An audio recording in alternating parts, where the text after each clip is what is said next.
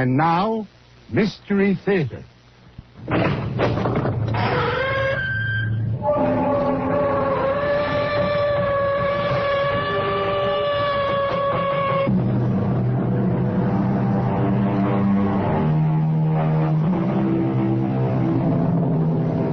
Come in.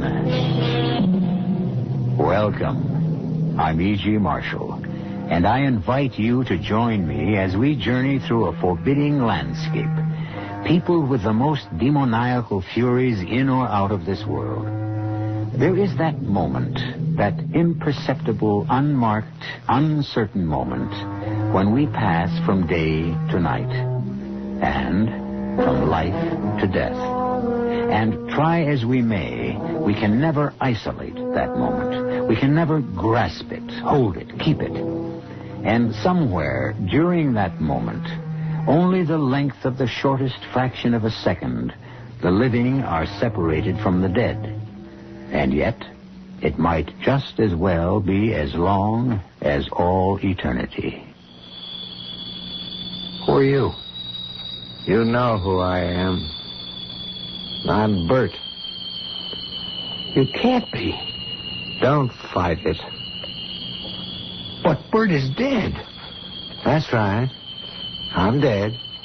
Then how can you be standing here talking to me? I don't know. I'm here, that's all. What do you want? I want my wife. She's my wife. But first, she had taken a vow to be mine. I know that vow. It says, till death do us part. You're dead. You're parted. I've come for her. I won't let you take her. How can you stop me? I'll kill you. How can you kill me? I'm dead.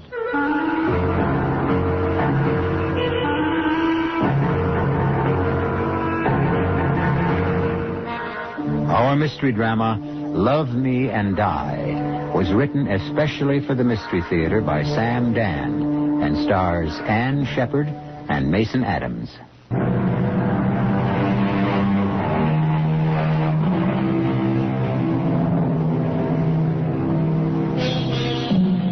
The most important decisions of our lives are usually not based upon careful reasoned study or even on common sense. No, our most vital decisions are often arrived at suddenly, irrationally. Men and women choose each other because of mysterious music in the voice or a sparkle in the eye. You remember the saying, had the nose of the beautiful Helen of Troy sloped outward instead of inward, there never would have been a Trojan War. So, Stephen Barrow wanted Emily Phillips for the same reason Paris wanted Helen. She was the most beautiful woman he ever saw. These things never change. Happy, darling? Yes. It doesn't sound very enthusiastic. I'm sorry. Sorry? What a word to use on a wedding night. What I mean, I'm so afraid. Afraid? Afraid of what? I'm so afraid this is all a dream. Oh, no. No, dear, it's real enough. Oh, Steve, I want to be happy, darling. And you will be, Emily. You and I, we are going to be the two happiest people in all the world. Do you mean that, Steve? Of course I mean it. Now, what's troubling you? Bert. Say it. What? I'm thinking of Bert. I shouldn't be, I know, but I was married to Bert once. Yes, dear, you were. You were. Bert is dead. He's gone. Forgotten. Will you listen to me? What kind of talk is this on our honeymoon? Steve, you really are so wonderful. Oh, of course I am. And you'll just have to put up with me sometimes when I get into these moods. Now, you're not going to have time for moods. We spend the night here at the motel. Tomorrow the plane for New York. 3 days in the big town, and then we fly to London. Is it true? Are we really going? Why do you keep asking if these things are true? So I find it so hard to believe that good things are going to happen to me at last. Only good things from now on. Oh, I love you. I love you so much. Let me tell you why you're going to have a deliriously happy married life. Why? Because you're one woman in a million. Oh. You're not actually of this world. Oh, come on, that isn't true. You're so, what is the word? You're so ethereal. Yeah, that's probably the word. And you're so fragile, just like the delicate and beautiful things that you write poetry about. When's the last time I told you you were wonderful? Oh, about 45 seconds ago. Oh, darling. I feel now that I can write again. I know I can write again. Hey, where are you going? I want to look out the window. It's as if I just saw the moon and the stars for the very first time. Well, now. Let me tell you something, dearest. Every time you see the moon, the stars, the sun, the sky, it should be as if it were for the first time. Each time there should always be the thrill of discovery. This feeling is how I know I can write again. That's great. It's gone. All the misery, the suffering, everything I knew with Bert. His cruelty, his violence, buried with him. He'll never be able to hurt me again. No, Emily, he's gone. Finally. I'm free. What's wrong? Emily, what is it? Steve, look out the window. And what? There, near the swimming pool. All right, I'm looking. There. There's a man. Where? There, that man standing there. Darling, there isn't anyone standing. He's looking up this way. I don't see anyone. He's looking up at our window. Oh, it has to be your imagination. No, Steve. There's a man. No, darling, it's just a shadow cast by the edge. What? See? He's moving his hand. I tell you, there's no one there. He's beckoning for me to come. Darling, it's only your imagination. Now, come away from the window. I can't move. Emily, there's no one out there. There's no one at all. Come with me, and I'll prove it. No. I won't go to him. He'll take me away. Emily, darling, get hold of yourself. Oh, look at it. He's so much bigger than you are. Where are you going? Don't take your arms away. I only want to pick up the telephone. Why? I have to prove something to you, darling. Nobody's there. Oh, Steve. Hello, desk. Yeah, look, this is Mr. Barrow in room 118. Listen, the swimming pool and the patio area, it has floodlights, those big lights. Steve, he's coming closer. Yeah, could you turn them on, please? Now, I know what time it is. This is an emergency. Look, just don't ask questions. Do it, please. Emily, look, the lights. Thanks very much. You see? You see that? It's light all around the patio and the pool. Now, where is that man? The man that you thought you saw? Where? It's all lit up. It's as bright as day. There's nobody there. It's deserted, isn't it? Yes. So, it was all just your imagination. But I saw him. It was like I said, a shadow, and then the lights came on, and it disappeared.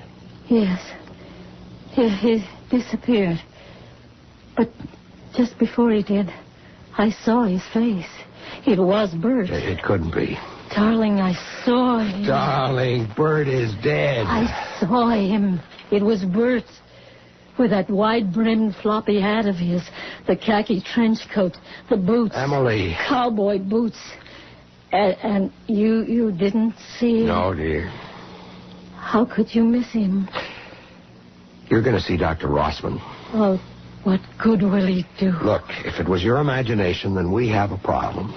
But if Bert was actually there, then Rossman may have a problem. After all, it was Dr. Rossman who pronounced him dead.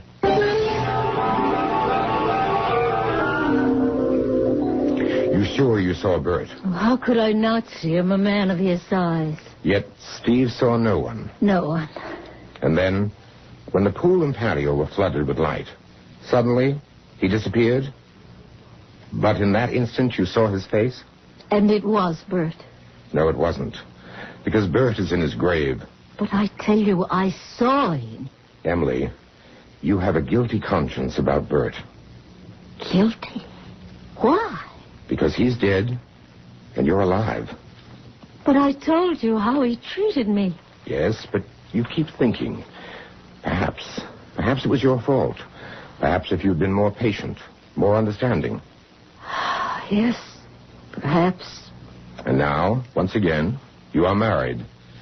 And on your wedding night, you fear that Bert still feels that he's the bridegroom. And that's why he beckons you to come to him.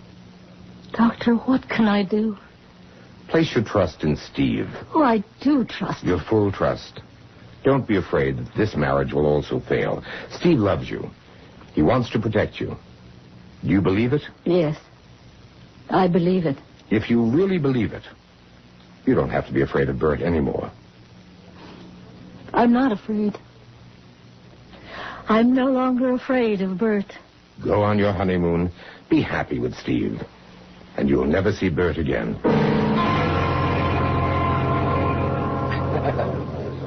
How did it go? Dr. Rossman was just wonderful. Really? I suppose it's because he told me all the things I already knew myself. But deep down... Such as? Oh, it's all mixed up, but I think I understand it. Darling, let's order lunch. If you can dismiss it that easily, great. I was silly last night. Yeah. You were also very scared. Well, it was real enough, but it was an illusion. And now we both must forget it ever happened. I've already forgotten. Did you cancel the flight to New York? No, not yet. Let's not waste time here. We can eat at the airport. You mean you feel well enough to go on the trip? It's over. All the fear, all the worry. Our bags are packed. We just have to check out. New York, London, Paris, Rome, here we come. You folks checking out? I hope you found the service satisfactory. Oh, everything was fine. Just great. Name, please. What did you say the name was again? Barrow. Mr. and Mrs. Stephen Barrow. Oh, yeah. That'll be under the B's. Here we are. Oh, I got something for you. Sure be mighty glad to see it. What is it? We found it for you. Yes, sir, we did. You found what? Ain't you the party that called just middle of the night and wanted the lights turned up around the pool? Yeah, but, We turned them on. Because we figured you must have lost something out there and wanted to find it, right? No, the reason we wanted... So we turned on the lights, but I guess it didn't help any. As it turned out, it did. So when the maintenance fellas come on this morning, we asked them to take a sharp look. And they found it for you. Found what? It's cufflink. By what cufflink? Well, your cufflink. No wonder you were so concerned. It's made out of solid gold. That's not my cufflink. Right there, plain as day, is your initial, Mr. Barrow. That big, bold B. There must be some mistake. Well, how could there be a mistake? Steve, let me see the cufflink. Emily, it isn't mine. Steve, let me see... Oh. This... Emily, what's wrong? This belonged... It was Bert's cufflink. I gave it to Bert for a wedding present. Steve, he was here. Bert was here.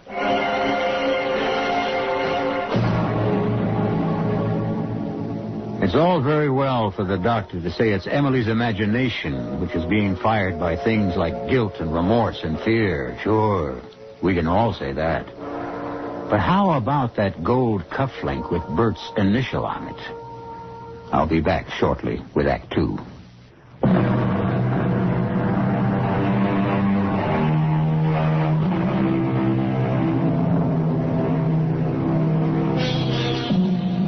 From a philosophical point of view, one may express many attitudes toward death.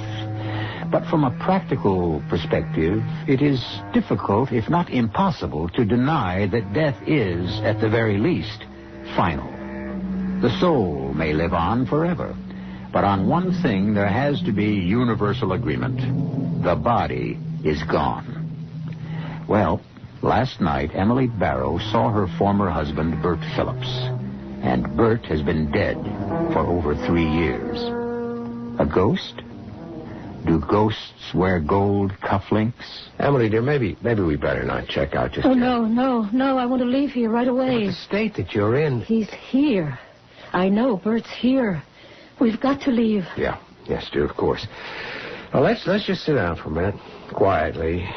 That's it. Relax. Let's be calm. You say that this is Bert's cufflink? How can you be sure? Steve, I know. The store that sold it to you could have had dozens. I didn't buy it in a store. Well, the jeweler could have made others, and there could have been someone with the initial B. Steve, I'm terrified. Darling, there's nothing that should make you as frightened as you are now. The cufflink. I made it myself. You what? I was taking a course in jewelry making. I'd always expressed myself in words. I wanted to see if I could achieve meaning. All right, I believe you. I believe you. Now, let's look for the rational explanation. This cufflink and the mate to it are the only ones of its kind in the world. I will fight you, dear. You made it. You recognize it. It belonged to Bert. I still say that there is a rational explanation. No, not for me. Yes, and you must listen to me. Now, when is the last time that you saw this cufflink? 3 years ago. You haven't seen it in 3 years? No. So, what we must assume is that there was a burglary. The links were stolen. No. The thief may have sold them, and by a coincidence, the new owner had stopped at this very hotel. No, Steve. I remember you told me that your apartment had been broken into a few years ago. Now, why wouldn't the thief have taken the cufflinks? Because they weren't in the apartment. Where were they? I buried them. With Bert. You buried them with Bert? Why? Because they were his. They belonged to him. And he loved them. Bert was here. Emily, you must get hold of yourself. He said he'd come back for me. Who said what? Bert. He said my place was with him. Forever. He said he'd come back for me. And he's cruel enough to drag me away. I'm taking you to the doctor. I've seen the doctor. But what do you want to do? Maybe it's this place. Maybe there's something about this motel. How could there be? Let's get out of here. Oh, darling, please, we can still make the plane to New York.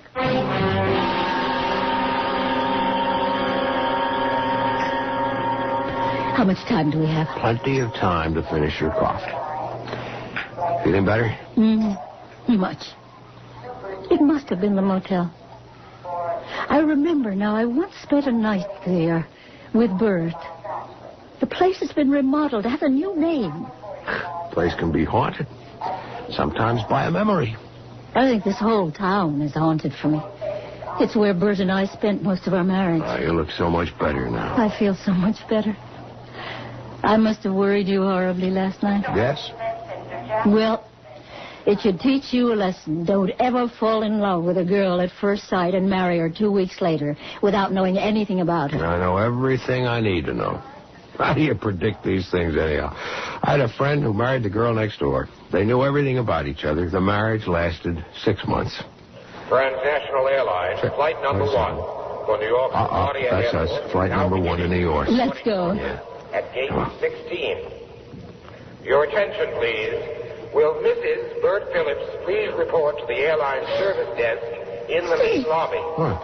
Mrs. Bert Phillips. Mrs. Bert Phillips.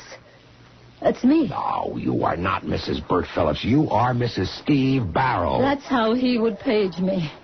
He's here. No, darling. You said you'd believe me. And I do, but there can be another Mrs. Bert Phillips. He's paging me. Darling, look, if you claim to see him, that's one thing, and I'll cross that bridge with you when we get there. But you simply can't jump at every sound. Now, wait here a minute. But... No, but nothing. Here, at this phone booth. Why? Why are we... Now, I want to help you. Emily, pick up that directory. Come on. All right. Open it. All right, find the name Phillips. Phillips. All right, now, under B. Look, he wasn't the only Bert Phillips. There are 3 Bert Phillips, 2 Bertrams, and 6 B Phillips. Some of them could be Berts also. See what I mean? I think so. Now, come on, we'll miss that plane. Okay. Mrs. Bert Phillips, please report to the service desk in the main lobby. That is not you. 2 hours from now, we'll be in New York. Things will be different. All right, here we are. Gate 6. Guess we'll have to stand online and have our tickets checked. Why don't you sit down? I'll take care of it. What is it? Over there. By the gate. A very tall man. Where? See? No, I don't see. There, Steve. He's pointing to me. He's motioning me to come to him. Emily. Just the way he did last night. Emily. I won't go. Emily. I've got to get away from him. Emily, come back. No. Emily. No, Emily, he's coming stop. after us. Faster. Emily. Stop for a minute. No, he'll take me I away. won't let him. You can't stop him. Look out for the door. No, Emily, look out. Emily, where are we going? Taxi! Taxi! Get in quickly. Hurry. Slam the door. Driver, get away from here. As fast as you can, please.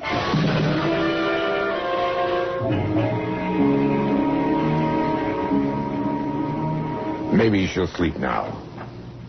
Dr. Rossman, what am I going to do about it? I wish I could tell you. Isn't there any treatment, any medicine? It all adds up to time, patience, luck. And if this delusion continues, I would suggest she be placed in a sanitarium. Why?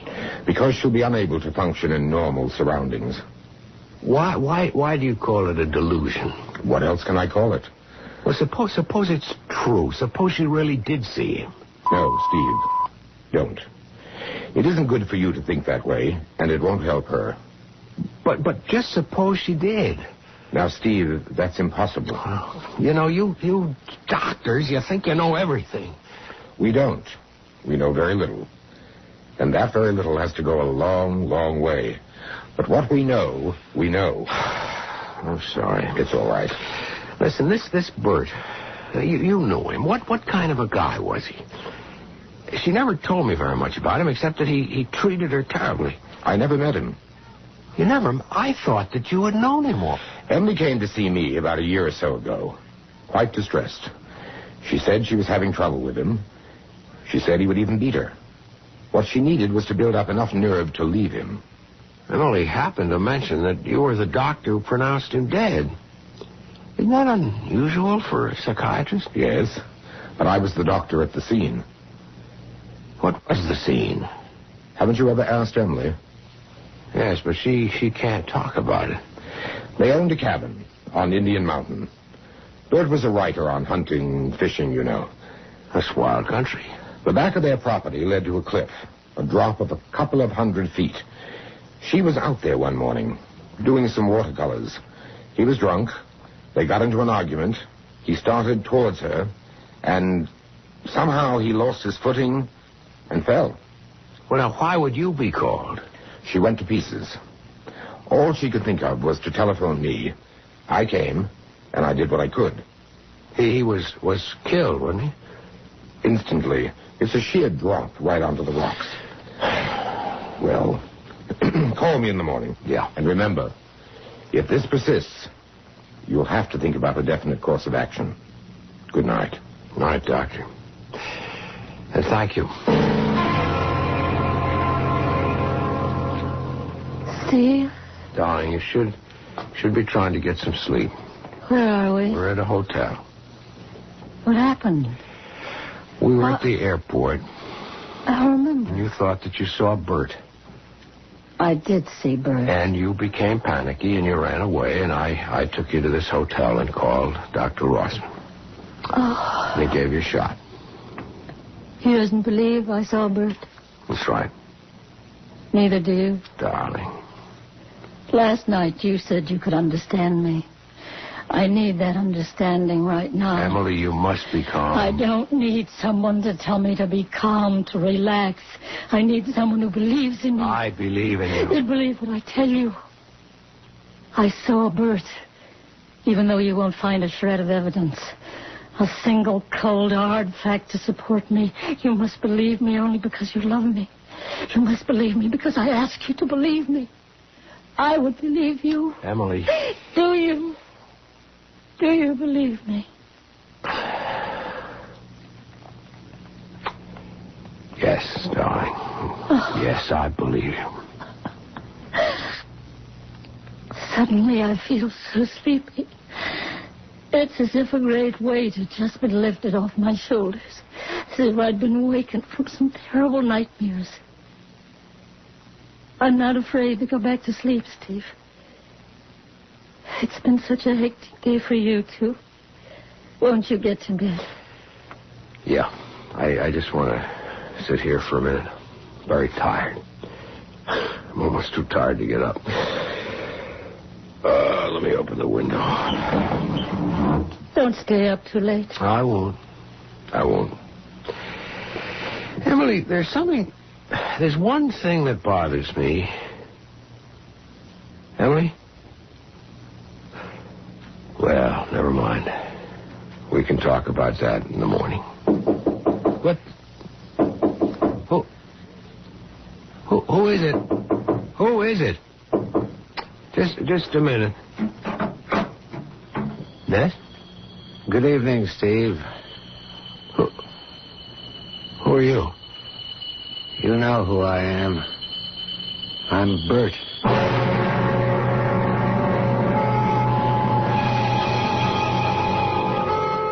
It was Dr. Rossman who officially pronounced Bert dead. So, what's this? The good doctor has an entire array of medical and scientific fact to confirm his findings. Stephen Barrow has only the testimony of his eyes and ears. In the final analysis, you, of course, will have to decide. And I shall present additional evidence for both sides when I return shortly with Act 3.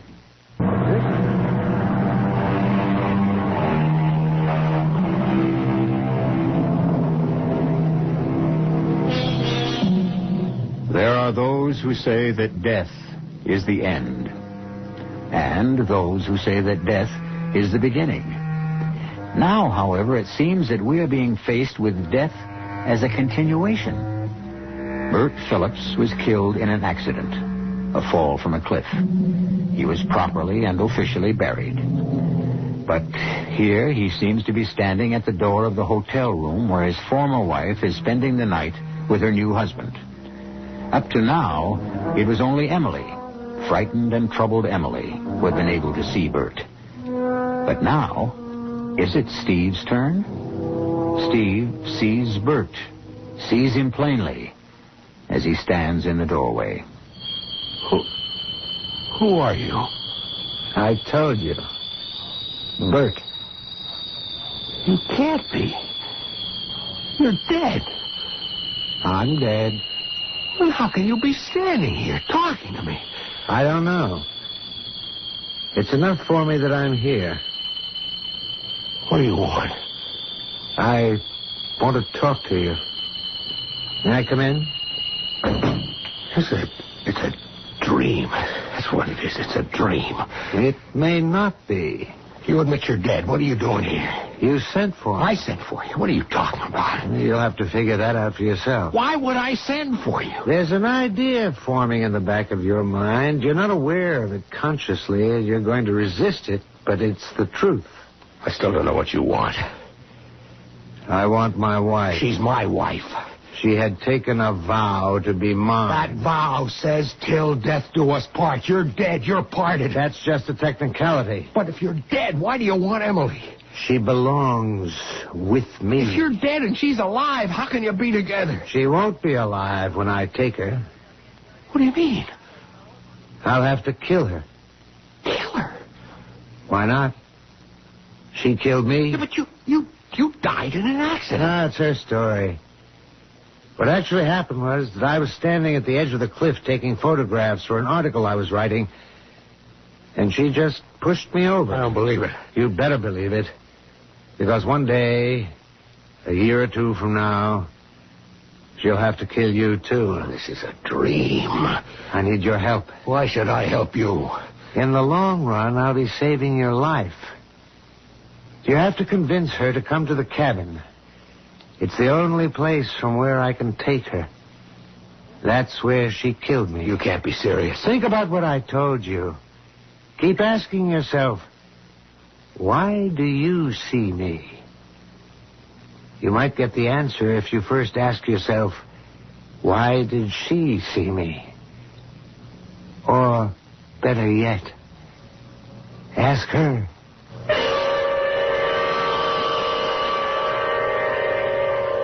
Steve? What? Oh, you poor darling. Did you fall asleep in that chair? I guess I did. I feel so guilty. I had such a wonderful, refreshing sleep.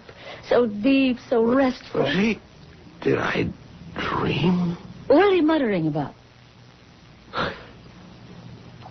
You said that Bert always wore a big floppy hat and a trench coat and cowboy boots. Oh, darling, the absolutely last person in this whole world I want to talk about is Bert. Yeah. Listen. Bert Phillips, as far as I'm concerned, has never existed. Emily, tell me something. Why do you think... Yes, dear? Nothing. Well, I don't know about you, but I'm starved. Darling, you all right? Sure.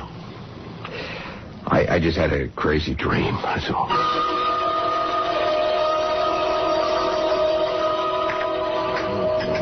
Steve, you sure you're all right? Yeah, I'm okay. Why? You haven't touched a thing. Oh, I never eat much breakfast. Important thing is that you feel okay. Mm-hmm. Sometimes you have this terrible confusion, and then suddenly it's gone. Why it came, you'll never know. How it went, you'll never find out. It's as if someone magically took it away. But it's gone, and that's all that matters. And now, darling, are we ready to resume our honeymoon? Sure. But we'll have to make some new reservations. Tell you what, let's not go to New York and then on to Europe. No, why not? Well, we've postponed it twice already. Maybe it's a sign that deep down we didn't want to go so far away in the first place. How about Mexico City? Just a few hours away and we can... Steve, are you really all right? Emily, do you see someone standing by the door? Where? Just to the left of the cashier's desk? No, darling, there's nobody standing. Must have been my imagination. Oh, Steve.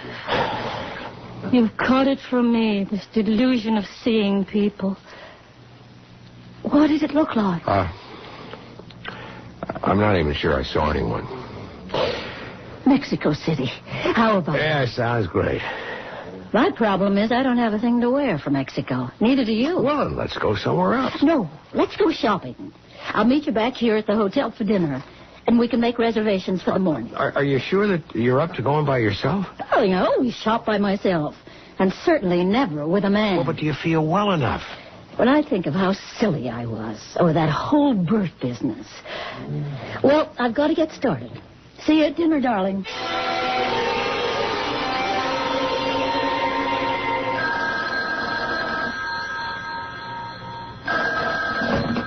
Hello? Darling, I hope you did some shopping, too. Yeah, I picked up a few things. I'm spending a lot of money. Well, that's all right. What are you doing? I thought I'd take a nap. That's good, darling. You do that.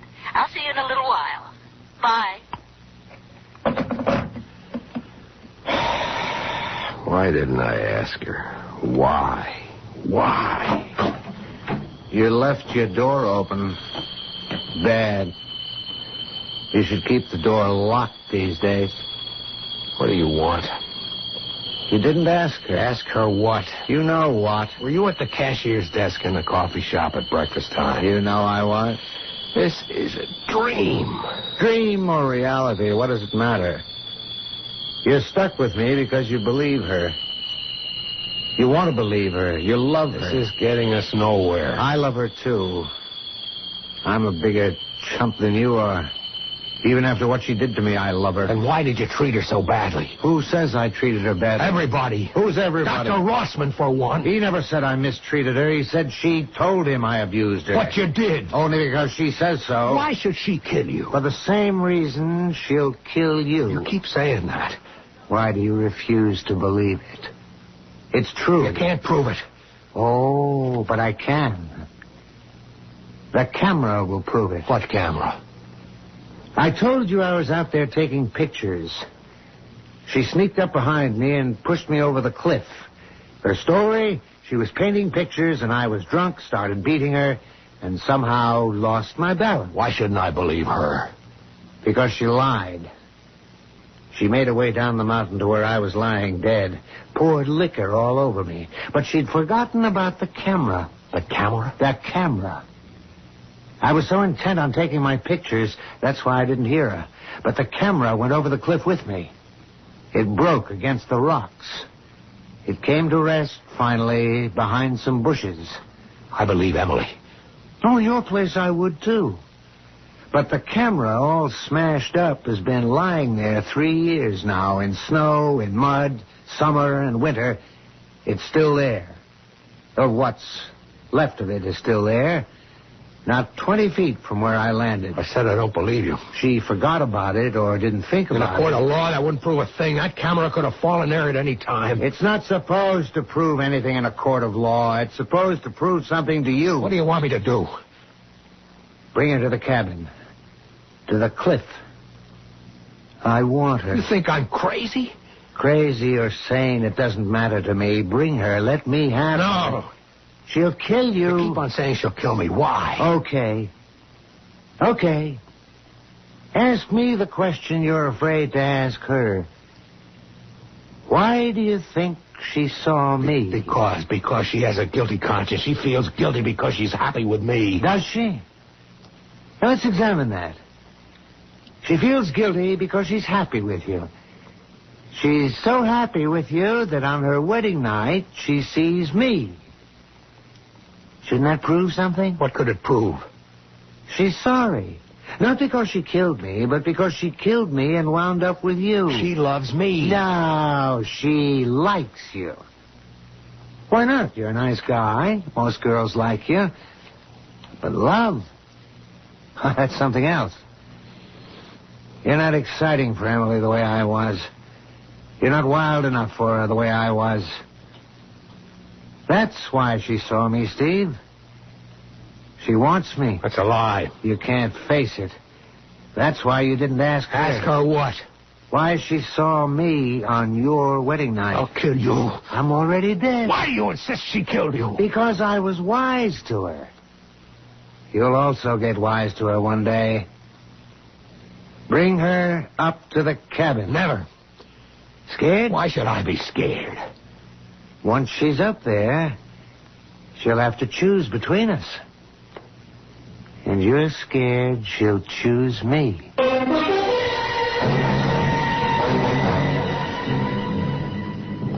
Why do you want to go to the cabin? I have to do something. I don't understand. What is there you'd have to do at the cabin? It concerns Bert.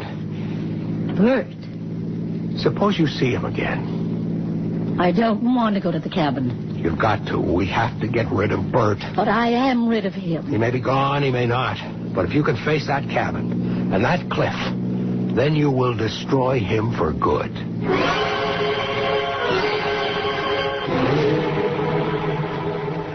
I haven't been here since he died. You never told me how it happened. I was never able to talk about it. Can you talk about it now? I was painting. My easel was set up here, right near the edge of the cliff. It's a spectacular view, isn't it? Yes. Careful. Don't stand too close to that edge. He was drunk, more than usual, ugly, bad-tempered. He criticized my work. I paid no attention, and that infuriated him. He lunged at me, and I was terrified. I stepped aside. He stumbled and just fell over. It was awful. Did you love him? Oh, no. How could I love him? He was a beast. Well, then why did you see him on our honeymoon? I didn't really see him. It was only my imagination. Why should you even see him in your imagination? Why should there have been room in your mind, your heart, for anyone but me? Wasn't I enough for you? You were. You are. Or did you want him? Do you still want him? He's dead. He was there at the hotel. I saw him. Saw him? You wanted me to see him. You made it a test of my love. And so because I love you, I saw him. And that's why I brought you here. So that you can choose between us. Between whom? Between Bert and me. How can I? Bert's dead. Is that the only reason? Let go of me. Is it? Steve. Did you kill Bert? No. Tell the truth. No. Did you kill him? Yes. I killed him. Why? Because he laughed at me. and my work, and my poetry, and my painting. He said they're a joke. Oh, they're not. They're exquisite. He was right. I'm a phony. Oh, no, you're wonderful. No, I'm not. I'm a phony. I'm not wonderful. Nothing about me is wonderful. Bert was right. He said, you're a phony. A poet who never writes poetry. A painter who never paints a picture. Even the cufflinks. Bert made those cufflinks. He knew what I was. He loved me for what I was, and I loved him. But sometimes I got mad enough to kill him. And one day I did. Oh, Emily, listen. Emily, whatever you've done, I love you. I don't want you. I want Bert. I need a man like Bert. Emily, you can't mean any of this, Emily. Don't come near me. Emily! Don't come near me. You know where Bert is now. He's just on the other side of the ledge. Bert! It's only a dream. Bert! Emily! I'm coming! Look out, Emily! You'll fall over that ledge! He's calling me! There's no one there! Let go of me! You're crazy! You'll go over the edge! You'll get killed! Let go. Emily! Bert! Emily! Help I me! can't let you kill yourself! Bert! No, Emily! Make him let go of me! Emily! Get away from the ledge! Bert! I'm coming to you!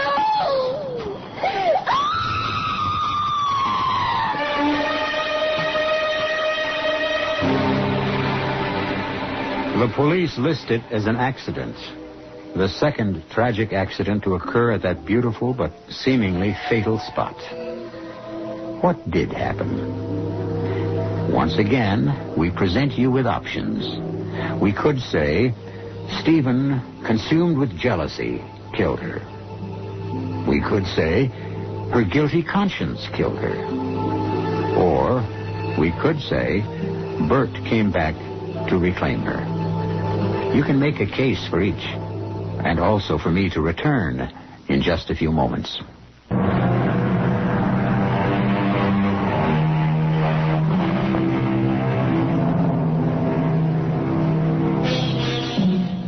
She loves him. He loves her for reasons that defy all understanding. And once they fall in love, the passion can flame for a moment or for all eternity. We dwell on love here because all the other mysteries are slowly yielding to science, to technology. Soon love will be the only mystery left us. Besides those you will find here 7 chilling times a week. Our cast included Ann Sheppard, Mason Adams, Robert Dryden, and Robert L. Green. The entire production was under the direction of Hyman Brown. This is E.G. Marshall inviting you to return to our Mystery Theater for another adventure in the macabre. Until next time, pleasant dreams.